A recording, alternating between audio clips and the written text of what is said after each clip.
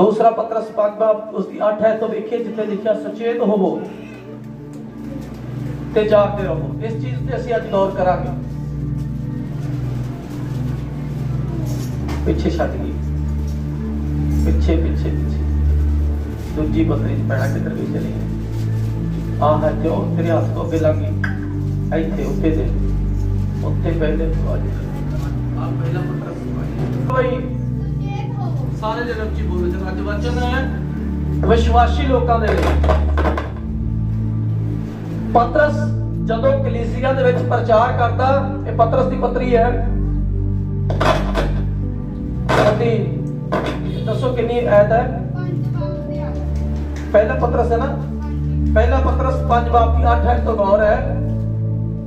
ਕਹਿੰਦਾ ਕੀ ਹੋਵੋ? ਜਦੋਂ ਪਤਰਸ ਆਪਣੀ ਕਲੀਸਿਆ ਦੇ ਵਿੱਚ ਪ੍ਰਚਾਰ ਕਰਦਾ ਸੀ ਔਰ ਜਦੋਂ ਪ੍ਰਚਾਰ ਦੇ ਮਾਧਿਅਮ ਦੇ ਨਾਲ ਆਪਣੀ ਕਲੀਸਿਆ ਨੂੰ ਪਰਮੇਸ਼ਵਰ ਦੇ ਕਰੀਬ ਲਿਆਂਦਾ, ਉਸ ਤੋਂ ਬਾਅਦ ਬੜੇ ਫਲਸੂਫੀ ਬਹੁਤ ਸਾਰੇ ਲੋਕ ਆ ਕੇ ਕਲੀਸਿਆ ਦੀ ਤਰੋੜ ਮਰੋੜ ਕਰਨ ਲੱਗੇ। ਪਰ ਇੱਥੇ ਧਿਆਨ ਦੇਣ ਵਾਲੀ ਗੱਲ ਹੈ, ਜ਼ੋਰ ਦੇ ਨਾਲ ਵੇਖਣ ਵਾਲੀ ਗੱਲ ਹੈ, ਇੱਥੇ ਪਤਰਸ ਨੇ ਆਪਣੇ ਲੋਕਾਂ ਦੇ ਨਾਲ ਗੱਲਬਾਤ ਉਹਨਾਂ ਨੂੰ ਕਰਕੇ ਕੀ ਕਿਹਾ? ਕਹਿੰਦਾ ਸਚੇਤ ਹੋਵੋ। ਜਿਹੜੀ ਬਾਣੀ ਤੁਹਾਨੂੰ ਸੁਣਾਈ ਗਈ ਸੀ, ਜਿਹੜਾ ਰੱਬ ਦਾ ਕਲਾਮ ਤੁਹਾਨੂੰ ਦੱਸਿਆ ਗਿਆ ਸੀ, ਉਸ ਤੋਂ ਪਾਸੇ ਨਾ ਹੋਵੋ, ਉਸ ਤੋਂ ਡਗਮਗਾਓ ਨਾ, ਉਸ ਤੋਂ ਇੱਧਰ ਉੱਧਰ ਨਾ ਹੋਵੋ। ਅੱਜ ਦਾ ਵਿਸ਼ਵਾਸੀ ਸਚੇਤ ਨਹੀਂ ਹੈ, ਅੱਜ ਦਾ ਵਿਸ਼ਵਾਸੀ ਵਫਾਦਾਰ ਨਹੀਂ ਹੈ, ਅੱਜ ਦੇ ਵਿਸ਼ਵਾਸੀ ਨੂੰ ਰੱਬ ਤੋਂ ਡਰ ਨਹੀਂ ਲੱਗਦਾ, ਅੱਜ ਦਾ ਵਿਸ਼ਵਾਸੀ ਕਲਾਮ ਦੇ ਉੱਤੇ ਆਪਣੀ ਜੀਵਨ ਦੀ ਬਤੀਤ ਨਹੀਂ ਕਰਦਾ, ਅੱਜ ਦਾ ਵਿਸ਼ਵਾਸੀ ਸਚੇਤ ਹੋ ਕੇ ਇਸ ਧਰਤੀ ਤੇ ਨਹੀਂ ਰਹਿਣਾ ਚਾਹੁੰਦਾ। ਅੱਜ ਅਸੀਂ ਕਿੰਨਾ ਗੱਲਾਂ ਤੋਂ ਸਚੇਤ ਹੋਣਾ ਹੈ, ਅਸੀਂ ਅੱਜ ਕਿੰਨਾ ਗੱਲਾਂ ਨੂੰ ਆਪਣੇ ਜੀਵਨ ਦੇ ਵਿੱਚ ਲਾਗੂ ਕਰਨਾ ਹੈ। ਅੱਜ ਬਹੁਤ ਸਾਰੇ ਲੋਕ ਸੁਚੇਤ ਨਹੀਂ ਹੈ। ਅੱਜ ਸੁਚੇਤ ਹੋਣਾ ਹੈ। ਪਹਿਲੀ ਗੱਲ, ਜਿਹੜਾ ਸੁਚੇਤ ਹੈ, ਪਹਿਲੀ ਗੱਲ ਆਪਣੇ ਦਿਮਾਗ ਨੂੰ ਆਪਣੇ ਹੱਥ ਰੱਬ ਦੇ ਹੱਥ ਵਿੱਚ ਦਈਏ। ਦਿਮਾਗ ਤੋਂ ਗੱਲ ਸਾਡੇ ਦਿਲ ਵਿੱਚ ਜਾਂਦੀ ਹੈ ਤੇ ਦਿਲ ਸਾਰੀਆਂ ਚੀਜ਼ਾਂ ਨਾਲੋਂ ਧੋਖੇਬਾਜ਼ ਹੈ। ਸਾਨੂੰ ਜਿਹੜਾ ਸੰਸਾਰ ਦੇ ਵਿੱਚ ਅਸੀਂ ਜੋ ਪਰਮਾ ਦਿੰਦਾ ਹੈ, ਅਗਰ ਜੇ ਹਾਲੇ ਵੀ ਅਸੀਂ ਸੁਚੇਤ ਨਾ ਹੋਏ, ਅੱਜ ਬਹੁਤ ਸਾਰੇ ਲੋਕ ਬੇਪਰਵਾਹੀ ਕਰਦੇ ਨੇ। ਕੋਈ ਮੋਬਾਈਲ ਦੇ ਮਾਧਿਅਮ ਦੇ ਨਾਲ ਪਾਪ ਕੀਤੀ ਜਾਂਦਾ, ਕੋਈ ਟੀਵੀ ਦੇ ਮਾਧਿਅਮ ਦੇ ਨਾਲ ਪਾਪ ਕੀਤੀ ਜਾਂਦਾ ਹੈ, ਕੋਈ ਸੋਚ ਦੇ ਨਾਲ ਪਾਪ ਕੀਤੀ ਜਾਂਦਾ ਹੈ, ਕੋਈ ਹੱਥਾਂ ਦੇ ਨਾਲ ਪਾਪ ਕੀਤੀ ਜਾਂਦਾ ਹੈ, ਕੋਈ ਅੱਖਾਂ ਦੇ ਨਾਲ ਪਾਪ ਕੀਤੀ ਜਾਂਦਾ ਹੈ, ਕੋਈ ਚੱਲਣ ਦੇ ਨਾਲ ਪਾਪ ਕੀਤੀ ਜਾਂਦਾ ਹੈ, ਕੋਈ ਬੋਲਣ ਦੇ ਨਾਲ ਪਾਪ ਕੀਤੀ ਜਾਂਦਾ ਹੈ। ਅੱਜ ਵਿਸ਼ਵਾਸੀ ਲੋਕਾਂ ਨੂੰ ਸਚੇਤ ਹੋਣਾ ਪਵੇਗਾ। ਇਹਨਾਂ ਗੱਲਾਂ ਨੂੰ ਆਪਣੇ ਜੀਵਨ ਦੇ ਵਿੱਚ ਰੱਖਣਾ ਪਵੇਗਾ। ਇਹਨਾਂ ਸਾਰੀਆਂ ਗੱਲਾਂ ਦੇ ਨਾਲ ਆਪਣੇ ਆਪ ਦੀ ਪਰਖ ਕਰਨੀ ਪਵੇਗੀ ਕਿ ਅਸੀਂ ਕਿਵੇਂ ਸਚੇਤ ਹੋਣਾ ਹੈ। ਅਸੀਂ ਪ੍ਰਭੂ ਤੋਂ ਡਰਦੇ ਇੱਕ ਸੈਕਿੰਡ ਵੀ ਨਹੀਂ। ਅੱਜ ਸਚੇਤ ਹੋਣ ਦੇ ਲਈ ਸਾਨੂੰ ਰੱਬ ਦੇ ਕਦਮਾਂ ਵਿੱਚ ਜਾਣਾ ਪਵੇਗਾ। ਸਿਰਜਣਹਾਰੇ ਤੋਂ ਪੁੱਛਣਾ ਪਵੇਗਾ ਕਿ ਪ੍ਰੇਮੀ ਮੈਂ ਈਸ਼ਵਰ, ਮੇਰੇ ਜੀਵਨ 'ਚ ਤੇਰੀ ਇੱਛਾ ਕੀ ਹੈ? मैं किस तरीके नाल अपनी जिंदगी नूं तेरे सामने बतीत करा। जेड़े लोग रब नूं नहीं पुछदे वो सचेत नहीं है। जेड़े लोग रब दे नाल गलबात नहीं करदे वो सचेत नहीं है। अज सचेत दुनिया दे विच शैतान दी ने प्रभु दा कलाम बयान करता है कि दुनिया के ईश्वर ने संसार की आंखों को अंधा कर दिया। अज शैतान ने संसार दी आंखां दे विच अंधापन पा दिता। उन्होंने समझ नहीं आउंदा की करिए। Be careful and everybody. अज सानू सारे नूं सचेत होने की लोड़ है। अज कोई जन ये ना समझे कि मैं सुचेत हाँ। जे असीं प्रार्थना नहीं करते ते असीं सुचेत नहीं है। असीं वचन नहीं पढ़ते असीं सुचेत नहीं है। असीं रब दी व्यवस्था विच नहीं चल रहे असीं सुचेत नहीं है। असीं किसी नूं माफ नहीं करते असीं सुचेत नहीं है। असीं साडा जिहड़ा जीवन दे विच पाप है असीं नहीं करते असीं सुचेत नहीं है। अगर असीं खुदा दे कहे होए शब्दां नूं अपनी जिंदगी विच नहीं रखते ते असीं सुचेत नहीं है। सचेत दा भाव कि परमेश्वर दी हर मंशा नूं अपने जीवन विच पूरा करना। जदों असीं खुदा दे कलाम नूं वेखदे हां, प्रभु दे वचन दे विच लिखिया परमेश्वर दा कलाम बड़ा सफाई दे नाल पेश करदा। जदों मत्ती दी अंजील उस दा 25 बाब वेखदे हां ਉੱਥੇ 10 ਕੁਆਰੀਆਂ ਦਾ ਅਜ਼ੀਜ਼ੋ ਜ਼ਿਕਰ ਹੈ, 10 ਕੁਆਰੀਆਂ ਦਾ ਜ਼ਿਕਰ ਹੈ। और 10 चौथे कुआरियां का जिक्र आया, उत्थे असीं बड़ी बारी पढ़िया, बड़ी बारी सुनिया, बड़ी बारी सुनाया, बड़ी बारी दसिया। उत्थे बहुत भेदियां गल्लां ने। बहुत सारे लोग इस गल तो जाणू ने, ਜਿਹੜੀਆਂ 5 की सन ते 5 चतर नहीं सी, वो सुचेत सी। सचेत होने नाल चतर सन। और चतर क्यों सन? जल्दी बोलो, चतर क्यों सन?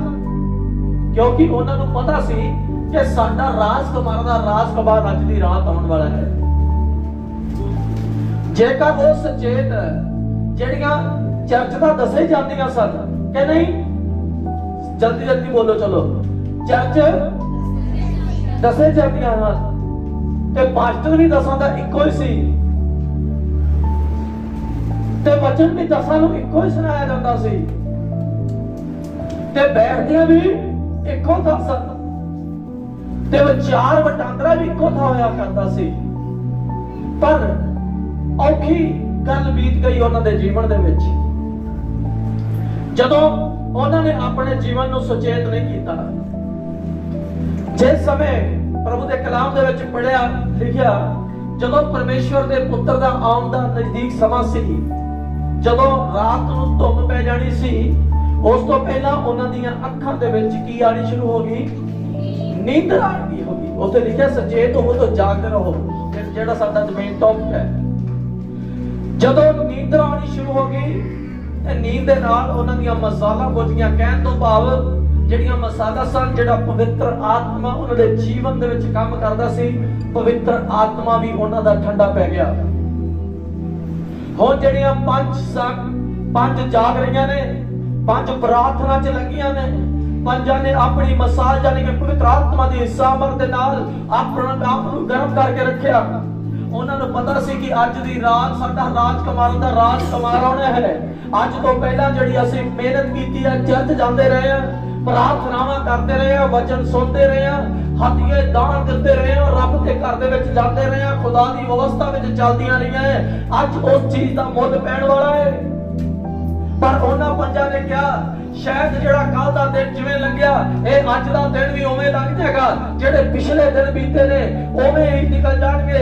ਅਜ਼ੀਜ਼ ਖੁਦਾ ਦੇ ਲੋਕੋ, ਅੱਜ ਬਹੁਤ ਸਾਰੇ ਵਿਸ਼ਵਾਸੀਆਂ ਦਾ ਭੁਲੇਖਾ ਹੈ ਕਿ ਮਸੀਹ ਲੋਕ ਬੜੀ ਦੇਰ ਤੋਂ ਕਹੀ ਜਾ ਰਹੇ ਨੇ ਪ੍ਰਭੂ ਆ ਰਿਹਾ ਹੈ, ਪ੍ਰਭੂ ਆ ਰਿਹਾ ਹੈ, ਪਰ ਬਹੁਤ ਜਿਹਾ ਲੋਕਾਂ ਦੀ ਪ੍ਰੀਤ ਠੰਡੀ ਪੈ ਗਈ ਹੈ। ਜੇਕਰ ਉਹ ਸਚੇਤ ਨਾ ਹੋਏ, ਉਹਨਾਂ ਦਾ ਜੀਵਨ ਉਹਨਾਂ 5 ਕੁਆਰੀਆਂ ਦੀ ਤਰ੍ਹਾਂ ਇਸ ਜਗ੍ਹਾ ਤੇ ਰਹਿ ਜਾਏਗਾ। ਪਰ ਜਿਹੜੇ ਸਚੇਤ ਹੋਣਗੇ, ਉਹ ਆਪਣੇ ਪਰਮੇਸ਼ਵਰ ਦੇ ਨਾਮ ਦੇ ਵਿੱਚ, ਆਪਣੇ ਪਰਮੇਸ਼ਵਰ ਦੇ ਰਾਜ ਦੇ ਵਿੱਚ, ਆਪਣੇ ਪਰਮੇਸ਼ਵਰ ਦੇ ਨਾਲ ਉਸ ਸ਼ਕਤੀ ਵਿੱਚ ਪ੍ਰਵੇਸ਼ ਕਰ ਜਾਣਗੇ। ਹੁਣ ਇਹ ਵੀ ਜਾਗ ਪਈਆਂ, ਜਾਗ ਇਹ ਵੀ ਉੱਠੀਆਂ। ਹੁਣ ਇੱਕ ਬੰਦਾ ਜਦੋਂ ਜਾਗ ਕੇ ਉੱਠਦਾ, ਉਹਨੂੰ ਆਪਣਾ ਆਪ ਖੜਾ ਕਰਨ ਤੇ ਕੁਝ ਸਮਾਂ ਲੱਗਦਾ ਹੈ। ਪਰ ਜਿਹੜੀਆਂ ਪਹਿਲੀਆਂ 5 ਜਾਗ ਰਹੀਆਂ ਸਨ, ਜਿਨ੍ਹਾਂ ਦਾ ਆਤਮਾ ਪਰਮੇਸ਼ਵਰ ਦੇ ਨਾਲ ਸਰਗਰਮ ਸੀ, ਪਰਮੇਸ਼ਵਰ ਵਕਤ ਨਹੀਂ ਲਾਏਗਾ, ਰਾਜਕੁਮਾਰਾਂ ਦਾ ਰਾਜਕੁਮਾਰ ਵਕਤ ਨਹੀਂ ਲਾਏਗਾ। ਇਹ ਜਦੋਂ ਆਪਣੇ ਦੂਤਾਂ ਦੇ ਨਾਲ ਸਰਵ ਸ਼ਕਤੀਮਾਨ ਪ੍ਰਭੂ ਯਿਸੂ ਮਸੀਹ ਇਸ ਧਰਤੀ ਤੇ ਆਵੇਗਾ, ਉਸ ਸਮੇਂ ਅੱਖ ਦੀ ਚਮਕ ਦੇ ਨਾਲ ਅਸੀਂ ਹੋਰ ਤੇ ਹੋਰ ਹੋ ਜਾਵਾਂਗੇ। ਜਦੋਂ ਉਹ 5 ਕੁਆਰੀਆਂ ਨੂੰ ਪਤਾ ਲੱਗਾ ਕਿ ਲਾੜੇ ਦੀ ਧੁੰਮ ਪਈ, ਉਸੇ ਟਾਈਮ ਉਸ ਰਾਜਕੁਮਾਰ ਨੇ ਉਹਨਾਂ ਨੂੰ ਆਪਣੇ ਨਾਲ ਕੀ ਕਰ ਲਿਆ? ਪ੍ਰਵੇਸ਼ ਕਰ ਲਿਆ। ਤੇ ਜਿਹੜੀਆਂ 5 ਸਨ ਜਦ ਉੱਠੀਆਂ, ਇੱਕ ਦੂਜੀ ਨੂੰ ਕਹਿੰਦੀ ਮੈਨੂੰ ਤੇਲ ਦੇ ਦਿਓ, ਕਹਿੰਦੀ ਨਾ, ਕਿਤੇ ਤੇਰੇ ਲਈ ਤੇ ਮੇਰੇ ਲਈ ਵੀ ਘਾਟ। ਹੁਣ ਤੂੰ ਤਾਂ ਸੌਂ ਕੇ ਉੱਠ ਪਈਆਂ ਤੇ ਕਿਤੇ ਮੁਸੀਬਤ ਮੇਰੇ ਲਈ ਨਾ ਬਣ ਜਾਏ। ਧੀ ਮਾਂ ਨੂੰ ਨਹੀਂ ਬਚਾ ਸਕਦੀ, ਯਾਦ ਰੱਖਿਓ, ਪੁੱਤਰ ਪਿਓ ਨੂੰ ਨਹੀਂ ਬਚਾ ਸਕਦਾ। ਤੁਹਾਡੀ ਮਿਹਨਤ ਨੇ ਹੀ ਤੁਹਾਨੂੰ ਰੱਬ ਦੇ ਅੱਗੇ ਲੈ ਕੇ ਜਾਣਾ ਹੈ। ਜਦੋਂ ਅੰਤ ਦਾ ਸਮਾਂ ਆਏਗਾ, ਇਹ ਨਹੀਂ ਹੋਏਗਾ ਕਿ ਮੈਂ ਕਹਾਂਗਾ ਮੇਰਾ ਸਾਰਾ ਘਰਾਨਾ ਪ੍ਰਭੂ ਲੈ ਚੱਲ, ਮੈਂ ਤੇਰੇ ਨਾਂ 'ਚ ਪ੍ਰਾਰਥਨਾ ਕਰਦਾ ਜਾਵਾਂ। ਇਹ ਨਹੀਂ ਹੋਣਾ। ਜੇ ਘਰਾਨਾ ਪ੍ਰਾਰਥਨਾ ਕਰੂਗਾ ਤੇ ਬਚ ਜਾਏਗਾ, ਜੇ ਘਰਾਨਾ ਸਚੇਤ ਹੋਵੇਗਾ ਤਾਂ ਬਚ ਜਾਏਗਾ, ਨਹੀਂ ਤਾਂ 5 ਕੁਆਰੀਆਂ ਦੀ ਤਰ੍ਹਾਂ ਉਹ ਵੀ ਇੱਥੇ ਰਹਿ ਜਾਵੇਗਾ। ਅੱਜ ਜ਼ਰੂਰਤ ਹੈ ਸਾਨੂੰ ਆਪਣੇ ਆਪ ਨੂੰ ਸਚੇਤ ਕਰਨ ਦੀ। ਲੇਕਿਨ ਜਦੋਂ ਉਹ 5 ਸੁਚੇਤ ਸਨ, ਜਦੋਂ ਸਚੇਤ ਦੇ ਨਾਲ ਉਹਨਾਂ ਨੂੰ ਪਤਾ ਲੱਗਾ, ਉਹਨਾਂ ਦੇ ਇਹਦਾ ਮਤਲਬ ਉਹਨਾਂ ਦੇ ਜੀਵਨ ਦੇ ਵਿੱਚ ਲਾਪਰਵਾਹੀ ਨਹੀਂ, ਨੀਂਦਰ ਨਹੀਂ, ਉਹਨਾਂ ਦੇ ਜੀਵਨ ਦੇ ਵਿੱਚ ਹੋਂਕਣਾ ਨਹੀਂ ਆਇਆ। ਉਸੇ ਟਾਈਮ ਉੱਠੀਆਂ ਤੇ ਉੱਠ ਕੇ ਆਪਣੇ ਰਾਜਕੁਮਾਰ, ਕਿਉਂਕਿ ਖੁਦਾ ਜਾਣਦਾ ਸੀ ਨਾ ਕਿ ਮੇਰੀ ਵੇਟ ਦੇ ਵਿੱਚ ਲੱਗੀਆਂ ਹੋਈਆਂ, ਪਤਾ ਸੀ ਨਾ ਖੁਦਾ ਨੂੰ, ਤੇ ਖੁਦਾ ਨੂੰ ਇਹ ਵੀ ਪਤਾ ਸੀ ਕਿ 100 ਕਿਹੜੀਆਂ ਰਹੀਆਂ ਕਿ ਨਹੀਂ। ਰੱਬ ਨਹੀਂ ਜਾਣਦਾ ਸਾਰਿਆਂ ਨੂੰ, ਰੱਬ ਹਿਰਦਿਆਂ ਤੇ ਗੁਰਦਿਆਂ ਦਾ। ਇਹ ਤਾਂ ਹੈ ਨਹੀਂ ਵੀ ਜਿਹੜਾ ਰੱਬ ਦੀ ਅਵਸਥਾ ਦੇ ਵਿੱਚ ਰਹਿ ਰਿਹਾ ਹੋਵੇ ਤੇ ਰੱਬ ਕਹੇ ਵੀ ਨਹੀਂ ਨਹੀਂ ਜਿਹੜਾ ਸੌਣ ਵਾਲੇ ਨੂੰ ਪਹਿਲਾਂ ਕਿਹਾ, ਇਹ ਤਾਂ ਨਹੀਂ ਹੋਣਾ। ਤੁਹਾਡੀ ਮਿਹਨਤ ਹਰ ਸਮੇਂ, ਤੁਹਾਡੀ ਮਿਹਨਤ ਹਰ ਟਾਈਮ ਪਰਮੇਸ਼ਵਰ ਦੇ ਹਜ਼ੂਰ ਦੇ ਵਿੱਚ ਲਿਖੀ ਜਾਂਦੀ ਹੈ। ਜਦੋਂ ਤੁਸੀਂ ਕਿਸੇ ਨੂੰ ਦਿਲ ਤੋਂ ਮਾਫ ਕਰਦੇ ਹੋ, ਦਿਨ ਭਰ ਦੇ ਵਿੱਚ ਖੁਦਾ ਨੂੰ ਇਹ ਕਹਿੰਦੇ ਕਿ ਪਰਮੇਸ਼ਵਰ ਅੱਜ ਦਾ ਦਿਨ ਮੇਰਾ ਜਿਹੜਾ ਪਵਿੱਤਰਤਾਈ ਦੇ ਨਾਲ ਗੁਜ਼ਰੇ, ਅੱਜ ਮੈਂ ਆਪਣੇ ਮੂੰਹ ਤੋਂ ਬੁਰੇ ਸ਼ਬਦ ਨਾ ਕੱਢਾਂ, ਅੱਜ ਮੈਂ ਪ੍ਰਭੂ ਨੂੰ ਝੂਠ ਨਹੀਂ ਬੋਲਣਾ, ਅੱਜ ਪ੍ਰਭੂ ਮੈਨੂੰ ਸਚੇਤ ਕਰਕੇ ਮੈਂ ਆਪਣੀ ਜ਼ਿੰਦਗੀ ਨੂੰ ਚਲਾਉਣਾ ਚਾਹੁੰਦਾ ਔਰ ਤੇਰੇ ਵਚਨ ਦਿੱਤੇ। ਉਹ ਸਾਰੀਆਂ ਚੀਜ਼ਾਂ ਕੀ ਕਰਦੀਆਂ ਨੇ? ਲਿਖੀਦੀਆਂ। ਤੇ ਸਾਰੀ ਦਿਹਾੜੀ ਦਾ ਜਿਹੜਾ ਮੁੱਲ ਹੈ ਉਹ ਤੁਹਾਨੂੰ ਬਹੁਤ ਵੱਡਾ ਮਿਲਦਾ ਹੈ। ਤੇ ਜੇ ਤੁਸੀਂ ਸਾਰੀ ਦਿਹਾੜੀ ਪਾਪ ਕੀਤੀ ਜਾਓ ਤੇ ਫਿਰ ਸਚੇਤਤਾ ਨਹੀਂ ਨਾ, ਫਿਰ ਅਸੀਂ ਲਾਪਰਵਾਹ ਹਾਂ। ਅੱਗੇ ਕੀ ਲਿਖਿਆ? ਕਹਿੰਦਾ ਸਚੇਤ ਹੋ ਤੇ ਜਾਗਦੇ ਕੀ ਕਰੋ, ਸੌਣ ਦਾ ਨਾਂ ਨਹੀਂ ਲਿਆ ਗਿਆ। ਇੱਕ ਟਾਈਮ ਆਇਆ ਪ੍ਰਭੂ ਯਿਸੂ ਮਸੀਹ ਨੇ ਆਪਣੇ ਚੇਲਿਆਂ ਨੂੰ 3 ਵਾਰੀ ਜਗਾਇਆ, 3 ਵਾਰੀ ਕਿਹਾ ਉੱਠੋ ਪ੍ਰਾਰਥਨਾ ਕਰੋ, ਉੱਠੋ ਪ੍ਰਾਰਥਨਾ ਕਰੋ, ਫਿਰ ਆਉਂਦੇ ਤੇ ਸੌ ਜਾਂਦੇ। ਖੁਦਾ ਦੇ ਵਚਨ ਦੇ ਵਿੱਚ ਲਿਖਿਆ ਮੱਤੀ ਸੁਸਮਾਚਾਰ ਉਹਦੇ 26 ਬਾਬ ਦੀ 41 ਆਇਤ ਵਿੱਚ ਉੱਥੇ ਲਿਖਿਆ ਜਾਗੋ ਤੇ ਪ੍ਰਾਰਥਨਾ ਕਰੋ, ਜਾਗੋ ਅਤੇ ਪ੍ਰਾਰਥਨਾ ਕਰੋ। ਕਹਿੰਦਾ ਜਾਗੋ ਅਤੇ ਕੀ ਕਰੋ? ਸਚੇਤ ਹੋਵੋ, ਪ੍ਰਾਰਥਨਾ ਕਰੇ। ਅੱਜ ਵਿਸ਼ਵਾਸੀ ਲੋਕਾਂ ਦੇ ਲਈ ਪ੍ਰਾਰਥਨਾ ਦਾ ਮਾਧਿਅਮ ਤੁਹਾਨੂੰ ਪਰਮੇਸ਼ਵਰ ਦੇ ਨਾਲ ਮਿਲਾਉਂਦਾ ਹੈ। ਅਗਰ ਤੁਸੀਂ ਸਚੇਤ ਹੋ ਤਾਂ ਪਰਮੇਸ਼ਵਰ ਦੇ ਨਾਲ, ਪਰਮੇਸ਼ਵਰ ਦੇ ਕੋਲ ਖੜ ਸਕਦੇ ਹੋ। ਅਗਰ ਤੁਸੀਂ ਸਚੇਤ ਨਹੀਂ ਤੇ ਪਰਮੇਸ਼ਵਰ ਦੇ ਸਾਹਮਣੇ ਅਜ਼ੀਜ਼ੋ ਜਾਣਾ ਬਹੁਤ ਔਖਾ ਹੈ। अगर साडे जीवन दे विच कोई पाप है, उस पाप ਨੂੰ ਕੱਢ ਕੇ ਕਿ परमेश्वर मुझे सचेत कर, मुझे ये पाप सचेत होने से रोकता है। परमेश्वर ਤੁਹਾਡੀ ਬਹੁਤ ਵੱਡੀ ਮਦਦ ਕਰੇਗਾ। ਤੁਹਾਨੂੰ ਉਸ ਪਾਪ ਚੋਂ ਕੀ ਕਰੇਗਾ? ਪਰ ਜੇ ਤੁਸੀਂ ਸਮਝਦੇ ਹੋ ਕਿ ਪਾਪ ਦੇ ਵਿੱਚ ਤਾਂ ਸਾਨੂੰ ਕੋਈ ਵੇਖਦਾ ਨਹੀਂ, ਤੇ ਯਿਸੂ ਮਸੀਹ ਦੀਆਂ ਅੱਖਾਂ ਸਾਰੀਆਂ ਥਾਵਾਂ ਤੇ ਕੀ ਨੇ? ਆਪਣੇ ਚੇਲਿਆਂ ਨੂੰ ਕੀ ਕਿਹਾ?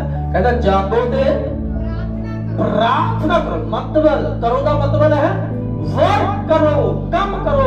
प्रार्थना करना एक कार्य है जिन्हें ਅਸੀਂ ਆਪਣੇ ਪੇਟ ਪਾਲਣ ਦੇ ਲਈ ਮਿਹਨਤ ਮਜ਼ਦੂਰੀ ਕਰਦੇ ਹਾਂ ਤੇ ਰੂਹ ਨੂੰ ਬਚਾਉਣ ਦੇ ਲਈ ਸਾਨੂੰ ਪ੍ਰਾਰਥਨਾ ਕਰਨ ਦੀ ਵੀ ਜ਼ਰੂਰਤ ਹੈ। ਇੱਥੇ ਆਪਣੇ ਜਦੋਂ ਚੇਲਿਆਂ ਨੂੰ, ਆਪਣੇ ਸ਼ਾਗਿਰਦਾਂ ਨੂੰ ਖੁਦਾ ਨੇ ਕਿਹਾ ਫੜਾਇਆ ਜਾਣਾ ਸੀਗਾ, ਉਸਨੇ ਉਹਦੇ ਤੋਂ ਘੜੀ ਬੀਤ ਰਹੀ ਸੀ। ਉਹਨੂੰ ਪਤਾ ਸੀਗਾ ਕਿ ਅੱਜ ਦੀ ਜਿਹੜੀ ਰਾਤ ਇੱਕ ਬਹੁਤ ਕਠਿਨਾਈ ਦੀ ਰਾਤ ਹੈ, ਅੱਜ ਸਚੇਤ ਹੋ ਜਾਣਗੇ। पर उन्होंने समझा नहीं, उन्होंने खुदा की व्यवस्था को जाने नहीं, उस सिरजनहार की आवाज से अपना मन नहीं लाया, उसकी आवाज को लापरवाही नाल ले लिया, सुचेत नहीं होए। क्योंकि उस दी जिहड़ी दर्द सी, जिहड़ा प्रभु दा दर्द सीगा, वो समझ रहा सी कि जिहड़ी हुण पीड़ा मेरे ते आउण वाली है वो बहुत औखी ते दर्दनाक है। ये प्रार्थना करनगे शायद वो पीड़ा दा मेरे जीवन च कुछ घट सकता है, पर उन्होंने इंज नहीं कीता। अगर तुसीं सचेत होवोगे ਤੁਹਾਡਾ ਪਰਿਵਾਰ ਬਚ ਸਕਦਾ ਹੈ, ਤੁਸੀਂ ਜਾਗੋਗੇ ਸਾਡਾ ਪੜੋਸੀ ਬਚ ਸਕਦਾ ਹੈ, ਤੁਸੀਂ ਜਾਗੋਗੇ ਤੁਹਾਡਾ ਘਰਾਨਾ ਬਚ ਸਕਦਾ ਹੈ, ਤੁਸੀਂ ਜਾਗੋਗੇ ਤੁਹਾਡਾ ਜੀਵਨ ਬਚ ਸਕਦਾ ਹੈ, ਤੁਸੀਂ ਜਾਗੋਗੇ ਤੁਹਾਡੀ ਗਰੀਬੀ ਦੂਰ ਜਾ ਸਕਦੀ ਹੈ, ਤੁਸੀਂ ਜਾਗੋਗੇ ਪਰਮੇਸ਼ਵਰ ਤੁਹਾਡੇ ਨਾਲ ਗੱਲਬਾਤ ਕਰੇਗਾ, ਤੁਸੀਂ ਜਾਗੋਗੇ ਉਸਦੇ ਐਂਜਲਸ ਆ ਕੇ ਤੁਹਾਨੂੰ ਉਠਾਉਣਗੇ, ਤੁਸੀਂ ਜਾਗੋਗੇ ਉਹ ਤੁਹਾਡੇ ਨਾਲ ਗੱਲ ਕਰੇਗਾ, ਤੁਸੀਂ ਜਾਗੋਗੇ ਉਹ ਤੁਹਾਨੂੰ ਆਪਣਾ ਕੰਮ ਦੇਵੇਗਾ, ਤੁਸੀਂ ਜਾਗੋਗੇ ਉਹ ਤੁਹਾਡੇ ਉੱਤੇ ਕੁਝ ਜ਼ਿੰਮੇਵਾਰੀ ਲਾਏਗਾ, ਤੁਸੀਂ ਜਾਗੋਗੇ ਉਹ ਤੁਹਾਡੇ ਸਾਹਮਣੇ ਤੁਹਾਡੇ ਕੋਲ ਪ੍ਰਗਟ ਹੋ ਕੇ ਤੁਹਾਡੇ ਨਾਲ ਇੱਕ ਵਿਸ਼ੇਸ਼ ਤੌਰ ਤੇ ਤੁਹਾਨੂੰ ਇੱਕ ਵੱਡਾ ਗੁਹਾਰ ਠਹਿਰਾ ਰੱਖੇਗਾ। ਪਰ ਅਸੀਂ ਜਾਗਦੇ ਨਹੀਂ, ਅਸੀਂ ਸੁਚੇਤ ਨਹੀਂ। ਲੇਕਿਨ ਆਪਣੇ ਸ਼ਾਗਿਰਦਾਂ ਨੂੰ ਕਿਹਾ, ਕਹਿੰਦਾ ਜਾਗੋ ਤੇ ਕੀ ਕਰੋ? ਪ੍ਰਾਰਥਨਾ ਕਰੋ। Immediately please quick the action, जल्दी करो, प्रार्थना करो। पर चेलियां ने की कीता? सौ गए। की करता? फिर सो गए। पर इत्थे एक शब्द आ, कहता जागो ते प्रार्थना करो कि ਤੁਸੀਂ ਪਰਤਾਵੇ ਵਿੱਚ ਨਾ ਪਾਓ। ਇਹਦਾ ਮਤਲਬ ਅਸੀਂ ਪ੍ਰਾਰਥਨਾ ਨਹੀਂ ਕਰਦੇ, ਸਚੇਤ ਨਹੀਂ ਰਹਿੰਦੇ ਤੇ ਤਾਂ ਹੀ ਸਾਡੇ ਜੀਵਨ ਦੇ ਵਿੱਚ ਪਰਤਾਵਾ ਕੀ ਕਰਦਾ ਹੈ? ਤਾਂ ਹੀ ਸਾਡੇ ਜੀਵਨ ਵਿੱਚ ਪਰਤਾਵਾ ਆਉਂਦਾ ਕਿ ਨਹੀਂ? कभी कई लोग पता की कहते हैं, जदों कोई मुसीबत आ जाए, मान के चलो मेरे ते कोई मुसीबत आ गई ਕੀ ਕਹਿੰਦੇ ਪਤਾ, ਇਹਨੇ ਜ਼ਰੂਰ ਕੋਈ ਗਲਤੀ ਕੀਤੀ ਹੋਣੀ ਹੈ। ਕਹਿੰਦੇ ਆ ਨਾ, ਇਹਨੇ ਜ਼ਰੂਰ ਕੋਈ, ਤਾਈਓ ਤਾਂ ਯਿਸੂ ਮਸੀਹ ਨੇ ਇਹਨੂੰ ਸਜ਼ਾ ਦਿੱਤੀ ਹੈ ਨਾ। ਇਹ ਇੱਥੇ ਲਿਖਿਆ, ਜਾਗੋ ਤੇ ਪ੍ਰਾਰਥਨਾ ਕਰੋ ਤੁਸੀਂ ਪਰਤਾਵੇ ਵਿੱਚ ਨਾ ਪਾਓ। ਤੇ ਸਾਡੇ ਵਿਸ਼ਵਾਸੀ ਲੋਕ ਪਤਾ ਕੀ ਕਰਨਗੇ, ਚੰਗੇ ਭਲੇ ਰੱਬ ਦੇ ਜਾਣਦੇ ਹੋਏ ਇਹਨੂੰ ਯਿਸੂ ਮਸੀਹ ਨੇ ਸਜ਼ਾ ਦਿੱਤੀ ਹੈ। ਉਹ ਤੁਹਾਨੂੰ ਇੰਨੀ ਸਮਝ ਨਹੀਂ ਕਿ ਯਿਸੂ ਮਸੀਹ ਨੇ ਸਾਡੀ ਤਾਂ ਸਜ਼ਾ ਸਵੈਂ ਚੱਕੀ ਹੈ, ਤੇ ਫਿਰ ਸਾਨੂੰ ਸਜ਼ਾ ਕਿਵੇਂ ਦੇਵੇਗਾ। ਅਸੀਂ ਆਪਣੇ ਖੁਦਾ ਨੂੰ ਕ੍ਰਿਮੀਨਲ ਸਾਬਤ ਕਰਦੇ ਹਾਂ, ਅਸੀਂ ਦੋਸ਼ੀ ਠਹਿਰਾਉਂਦੇ ਆਪਣੇ ਪ੍ਰਭੂ ਨੂੰ। ਪ੍ਰਭੂ ਕਦੀ ਵੀ ਕਿਸੇ ਨੂੰ ਸਜ਼ਾ, ਇੱਕ ਤੁਸੀਂ ਮੰਨ ਸਕਦੇ ਹੋ ਸਾਡਾ ਖੁਦਾ ਏਦਾਂ ਕਰਦਾ, ਸਾਡੇ ਪਾਪਾਂ ਨੂੰ, ਸਾਡੀ ਸਜ਼ਾ ਨੂੰ ਤੁਹਾਨੇ ਚੱਕਿਆ ਤੇ ਸਾਨੂੰ ਸਜ਼ਾ ਦੇਵੇਗਾ? ਉਹ ਨਹੀਂ ਦਿੰਦਾ। ਸਿਰਫ ਜਿਹੜੀ ਪਰਤਾਵਾ ਸਾਡੇ ਤੇ ਆਉਂਦਾ ਹੈ, ਪਰੇਸ਼ਾਨੀ ਸਾਡੇ ਤੇ ਆਉਂਦੀ ਹੈ, ਉਹਦਾ ਕਾਰਨ ਹੈ ਕਿ ਅਸੀਂ ਪ੍ਰਾਰਥਨਾ ਨਹੀਂ ਕਰਦੇ, ਅਸੀਂ ਆਪ ਸਜ਼ਾ ਵਿੱਚ ਫਸ ਜਾਂਦੇ ਹਾਂ। ਕਹਿੰਦਾ ਜਾਗੋ ਤੇ ਪ੍ਰਾਰਥਨਾ ਕਰੋ। ਹਾਂਜੀ, ਤੁਸੀਂ ਪਰਤਾਵੇ ਵਿੱਚ ਨਾ ਪਾਓ। ਤੁਸੀਂ ਪਰਤਾਵੇ ਵਿੱਚ ਨਾ ਪਾਓ। ਆਤਮਾ ਸਰੀਰ ਦੇ ਅੰਦਰ ਤੁਹਾਡਾ ਕੀ ਵਸਦਾ ਹੈ? ਆਤਮਾ ਕੀ ਕਰਦਾ ਹੈ? ਆਤਮਾ ਨੂੰ ਪਤਾ ਹੈ ਕਿ ਮੈਂ ਪਰਮੇਸ਼ਵਰ ਦੇ ਹਜ਼ੂਰ ਜਾਣਾ ਤੇ ਸਰੀਰ ਨੇ ਇੱਥੇ ਰਹਿ ਜਾਣਾ। ਤੇ ਆਤਮਾ ਕੀ ਕਰਦਾ ਹੈ? ਆਤਮਾ ਨੂੰ ਤਿਆਰ ਕਰਦਾ, ਹੁਣ ਤੂੰ ਕੀ ਕਰ? ਪ੍ਰਾਰਥਨਾ ਕਰ, ਰੱਬ ਦੀ ਆਵਾਜ਼ ਨੂੰ ਸੁਣ। ਤੇ ਸਰੀਰ ਕੀ ਕਹਿੰਦਾ? ਸੁੱਤਾ ਰਹਿ, ਮੈਨੂੰ ਕਸ਼ਟ ਜ਼ਰੂਰੀ ਦੇਣਾ, ਮੈਨੂੰ ਕਸ਼ਟ ਝੱਟ ਰਹਿਮ ਕਰ। ਸ਼ਾਇਦ ਸਵੇਰੇ 3:40 ਦਾ ਸਮਾਂ ਸੀ ਜਦੋਂ ਮੈਂ ਤੇ ਨੀਤਾ ਇਸ ਜਗ੍ਹਾ ਤੇ ਪ੍ਰਾਰਥਨਾ ਕਰ ਰਹੇ ਸੀ। 4 ਵਜੇ ਉੱਤਰ ਸਮਾਂ ਹੋ ਗਿਆ ਜਦੋਂ ਅਸੀਂ ਪ੍ਰਾਰਥਨਾ ਕਰਕੇ ਪ੍ਰਾਰਥਨਾ ਨੂੰ ਸਮਾਪਤ ਕੀਤਾ। ਇਹ ਚੀਜ਼ੋਂ ਜ਼ਿੰਦਗੀ ਬੜੀ ਔਖੀ ਹੈ, ਪਰ ਮੈਂ ਕਹਿੰਦਾ ਜੇ ਪ੍ਰਾਰਥਨਾ ਤੁਸੀਂ ਕਰਨੀ ਸਟਾਰਟ ਕਰਤੀ ਤੇ ਸਭ ਤੋਂ ਸੌਖੀ ਇਹ ਜ਼ਿੰਦਗੀ ਹੈ। ਹਾਲੇਲੂਇਆ। ਤੁਹਾਨੂੰ ਆਨੰਦ ਦੇ ਨਾਲ ਭਰ ਕੇ ਰੱਖੇਗਾ। ਪ੍ਰਭੂ ਦੇ ਕਲਾਮ 'ਚ ਲਿਖਿਆ, ਕਹਿੰਦਾ ਜਾਗੋ, ਅੱਗੇ ਲਿਖਿਆ ਸਚੇਤ ਹੋ ਤੇ ਜਾਗਦੇ ਰਹੋ। ਅੱਗੇ ਲਿਖਿਆ ਤੁਹਾਡਾ ਵਿਰੋਧੀ, ਪਤਰਸ ਦੇ ਵਿੱਚ ਕਹਿੰਦਾ ਤੁਹਾਡਾ ਜਿਹੜਾ ਵਿਰੋਧੀ ਹੈ ਸ਼ੈਤਾਨ। ਹਾਂਜੀ, ਸ਼ੈਤਾਨ ਭੁੱਖਦੇ ਸ਼ੀ ਵਾਂਗੂ। ਕਹਿੰਦਾ ਤੁਹਾਡਾ ਵਿਰੋਧੀ, ਜੇਕਰ ਅਸੀਂ ਸਚੇਤ ਨਹੀਂ, ਜਾਗਦੇ ਨਹੀਂ, ਤੇ ਫਿਰ ਸਾਡਾ ਵਿਰੋਧੀ ਕੀ ਕਰਦਾ? ਫਿਰ ਧਿਆਨ ਨਾਲ ਸੁਣੀਏ। ਸ਼ੈਤਾਨ ਭੁੱਖਦੇ ਸ਼ੀ ਵਾਂਗੂ ਭਾਲਦਾ ਫਿਰਦਾ। ਕਹਿੰਦਾ ਸ਼ੈਤਾਨ ਭੁੱਖਦੇ ਸ਼ੀ ਵਾਂਗੂ। ਸ਼ੀ ਦਾ ਮਤਲਬ ਕੀ ਬਲਾ? ਕੀ? ਸ਼ੇਰ। ਸ਼ੀ ਦਾ ਮਤਲਬ ਕੀ ਹੈ? ਸ਼ੇਰ। ਕਹਿੰਦਾ ਉਹ ਭੁੱਖਦੇ ਸ਼ੀ ਵਾਂਗ, ਸ਼ੇਰ ਵਾਂਗ ਭਾਲਦਾ ਫਿਰਦਾ ਹੈ ਵੀ ਅੱਜ ਕਿਹੜਾ ਸੁਚੇਤ ਨਹੀਂ, ਕਿਹੜਾ ਜਾਗਿਆ ਨਹੀਂ, ਤੇ ਉਹਨੂੰ ਫਿਰ ਹੌਲੀ ਜਿਹਾ ਕੀ ਕਰ ਲੈਂਦਾ? ਆਪਣੇ ਹੜੱਪ ਕਰ ਲੈਂਦਾ ਹੈ। ਕਹਿੰਦਾ ਉਹ ਸ਼ੈਤਾਨ ਜਿਹੜਾ ਹੈ ਭਾਲਦਾ ਫਿਰਦਾ ਹੈ। ਭਾਈ ਕਹਿ ਲੋ ਮਾਰ ਖਾ। ਕਿਹਨੂੰ ਕੀ ਕਰਾਂ? ਇਹਦਾ ਮਤਲਬ ਜੇਕਰ ਤੁਸੀਂ ਪ੍ਰਾਰਥਨਾ ਕੀਤੀ ਹੋਵੇਗੀ, ਤੁਸੀਂ ਸਚੇਤ ਹੋਵੋਗੇ, ਜਾਗਦੇ ਰਹੋਗੇ, ਤੇ ਦੁਸ਼ਟ ਤੁਹਾਡੀ ਜੀਵਨ ਤੋਂ 100 ਕਦਮ ਦੂਰ ਰਹੇਗਾ। ਕਿਉਂਕਿ ਉਹਨੂੰ ਪ੍ਰਾਰਥਨਾ ਦਾ ਪਤਾ ਲੱਗ ਜਾਂਦਾ ਵੀ ਅੱਜ ਇਹਨੇ ਦਿਨ 'ਚ ਕੀ ਕੀਤੀ ਹੈ, ਅੱਜ ਇਹਨੇ ਆਪਣੇ ਆਪ ਨੂੰ ਰੱਬ ਦੇ ਹੱਥ ਵਿੱਚ ਕੀ ਕਰਤਾ ਹੈ, ਅੱਜ ਖੁਦਾ ਦਾ ਆਤਮਾ ਇਹਦੇ ਵਿੱਚ ਕੰਮ।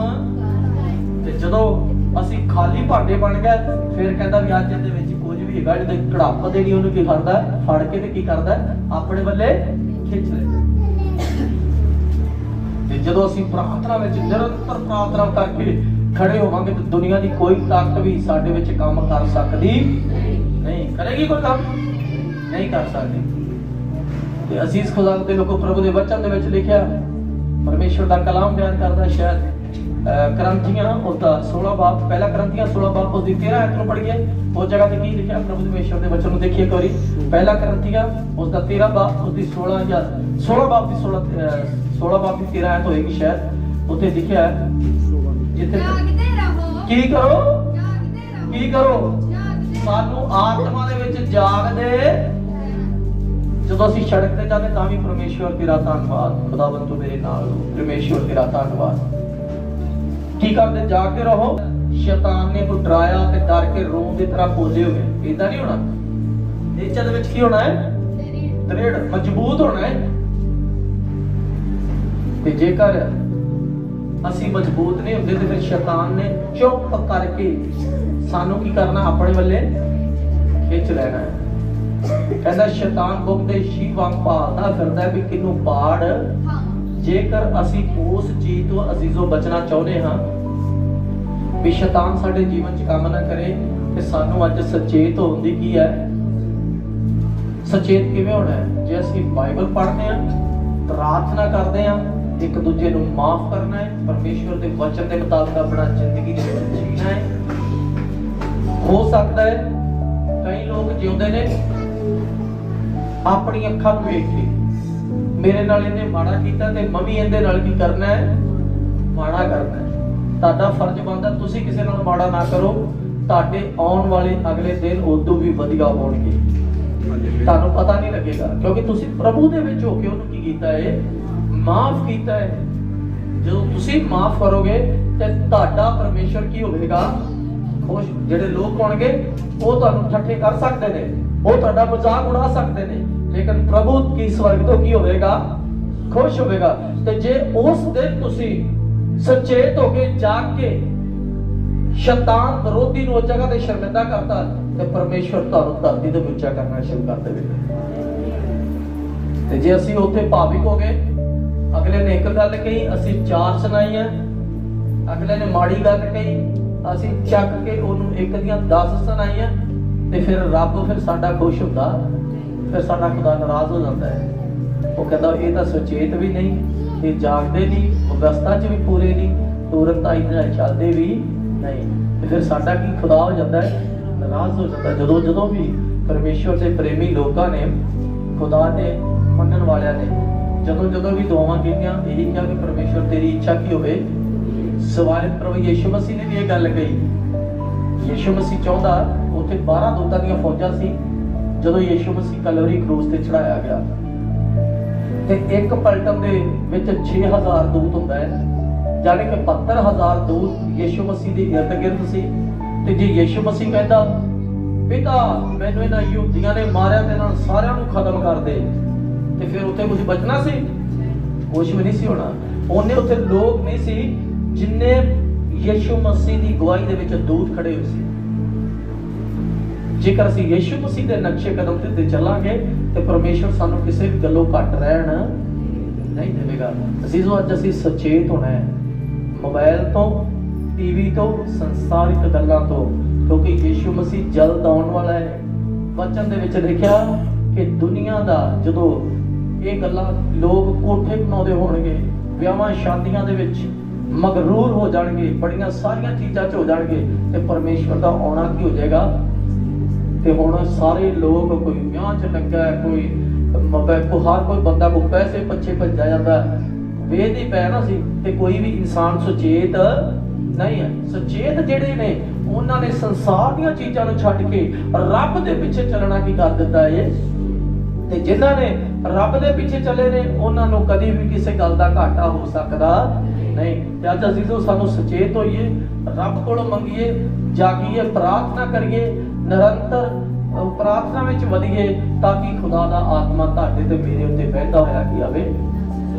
ਤੇ ਜੇਕਰ ਅਸੀਂ ਸੁਚੇਤ ਨਹੀਂ ਹੁੰਦੇ, ਅਸੀਂ ਇੱਥੇ ਪ੍ਰਾਰਥਨਾ 'ਚ ਬੈਠੇ ਇੱਕ ਦੂਜੇ ਨੂੰ ਜੈ ਮਸੀਹ ਕਹਿੰਦੇ ਆ, ਤੇ ਪ੍ਰਾਰਥਨਾ ਤੋਂ ਬਾਅਦ ਜੇ ਕੋਈ 19 ਕੀ ਹੋ ਜਾਏ ਫਿਰ ਉਸੇ ਜ਼ਬਾਨ ਦੇ ਨਾਲ ਪਰਵਾਹ ਨਹੀਂ ਕਰਦੇ। ਇਹ ਗੱਲਾਂ ਕੱਢੀਏ ਆਪਣੇ ਵਿੱਚੋਂ। ਹੁਣ ਸਮਾਂ ਹੈ ਕਿ ਆਪਣੇ ਆਪ ਨੂੰ ਪਵਿੱਤਰ ਬਣਾਓ ਪਰਮੇਸ਼ਵਰ ਦੇ ਸਾਹਮਣੇ। ਤੇ ਜੇ ਅਸੀਂ ਪਵਿੱਤਰ ਨਹੀਂ ਬਣਾਉਂਦੇ ਤੇ ਇਹਦਾ ਮਤਲਬ ਸਾਡਾ ਖੁਦਾ ਸਾਡੇ ਤੋਂ ਖੁਸ਼ ਨਹੀਂ। ਤੇ ਜੇ ਅਸੀਂ ਪਵਿੱਤਰ ਬਣਾਉਣੇ ਆ, ਇਹਦਾ ਮਤਲਬ ਸਾਡਾ ਪਰਮੇਸ਼ਵਰ ਤੁਹਾਡੇ ਤੇ ਮੇਰੇ ਅੰਗ ਸੰਗ ਹਮੇਸ਼ਾ ਕੀ ਕਰਦਾ, ਗੱਲਬਾਤ ਕਰਦਾ ਹੈ। ਖੁਦਾ ਇਸ ਵਚਨ ਦੇ ਦੁਆਰਾ ਤੁਹਾਨੂੰ ਸਾਰਿਆਂ ਨੂੰ ਆਸ਼ੀਸ਼ ਦੇ, ਔਰ ਸਚੇਤ ਹੋ ਕੇ ਇਸ ਸੰਸਾਰ ਵਿੱਚ ਆਪਣੇ ਜੀਵਨ ਦੀ ਯਾਤਰਾ ਨੂੰ ਪੂਰਾ ਕਰੀਏ, ਤਾਂ ਕਿ ਖੁਦਾ ਆਉਣ ਵਾਲੇ ਦਿਨਾਂ ਵਿੱਚ ਵੱਡੀ ਬਰਕਤ ਦੇ ਨਾਲ ਆਪ ਸਭ ਨੂੰ ਇਸਤੇਮਾਲ ਕਰੇ। ਪਰਮੇਸ਼ਵਰ ਆਪ ਸਭ ਨੂੰ ਬਰਕਤ ਦੇ। ਆਮੀਨ।